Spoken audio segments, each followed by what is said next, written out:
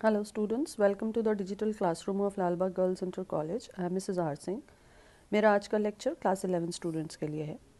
Students, आज आप continue करेंगे पढ़ना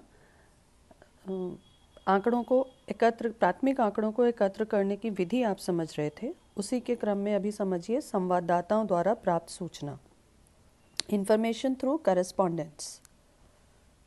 इस रीति के अंतर्गत अनुसंधानकर्ता कुछ व्यक्तियों या संवाददाताओं की नियुक्ति कर देता है और जो सूचना है वो ये संवाददाता अनुसंधानकर्ता के पास भेजते हैं।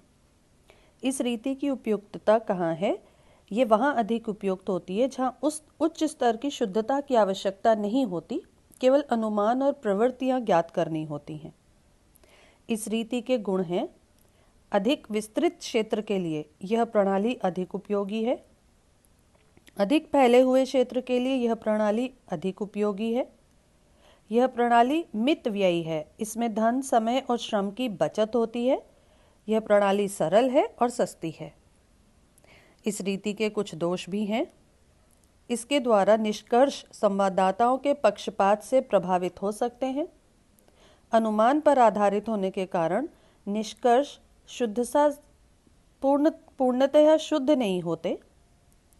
एकत्रित समंकों में एक रूपता का अभाव हो सकता है और इन समंकों को एकत्रित करने में विलंब हो सकता है और इन समंकों में मौलिकता का अभाव भी हो सकता है। अब देखते हैं सूचकों द्वारा अनुसूचियां या प्रश्नावलियां भरने की रीति, क्वेश्चनेयर भरवाने की रीति। इसमें अनुसंधानकर्ता एक प्रश्नावली तैयार करता है, फिर उसे छपवाकर सूचना देने वाले व्यक्तियों के पास डाक द्वारा भेज दिया जाता है। प्रत्येक सूचक के पास प्रश्नावली के साथ एक पत्र भी भेजा जाता है जिसमें यह निवेदन किया जाता है कि सूचक अनुसूची में पूछे गए प्रश्नों का उत्तर शीघ्र लिखकर वापस कर दें और आश्वासन दिलाया जाता है कि उनके द्वारा दी गई सूचनाएं गुप्त रखी जाएंगी। इस रीति का प्रयोग उस अनुसंधान में किया जाता है जिसका क्षेत्र विस्तृत हो और सूचना देने वाले व्यक्ति शिक्षित हो, ताकि वो प्रश्नों का उत्तर लिखित रूप में दे सकें। भारत में सरकार के द्वारा उद्योगों के वार्षिक सर्वेक्षण के लिए कंपनियों द्वारा वस्तुओं के संबंध में उपभोक्ताओं की राय की जानकारी के लिए या फिर देश की राजनीतिक या सामाजिक समस्या के बारे में जनता की राय जानने के लिए इस रीति का प्रयोग किया जाता है। यह प्रणाली भी विस्तृत क्षेत्र के लिए उपयुक्त है। यह भी मितव्ययी है, इसमें भी धन, समय और परिश्रम कम लगता है।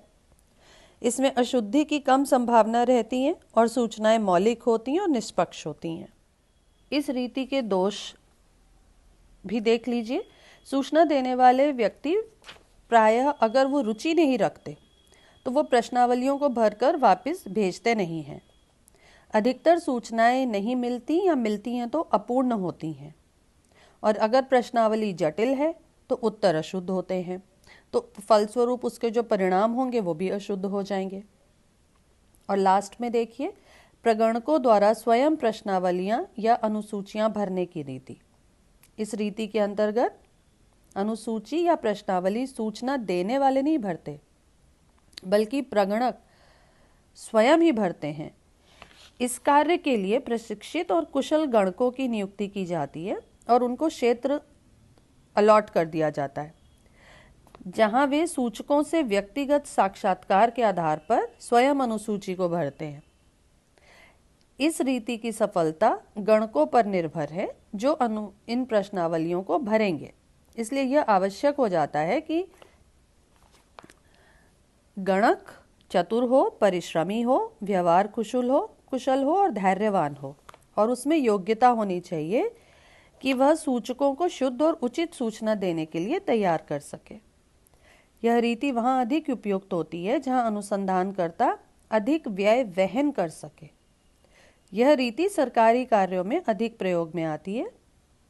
जनगणना इसी रीति के द्वारा की जाती है।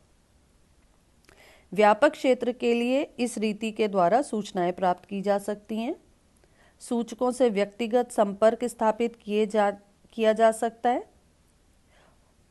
उसकी वजह से जटिल प्रश्नों के भी शुद्ध और विश्वसनीय उत्तर प्राप्त हो जाते हैं और समंकों में शुद्धता रहती है।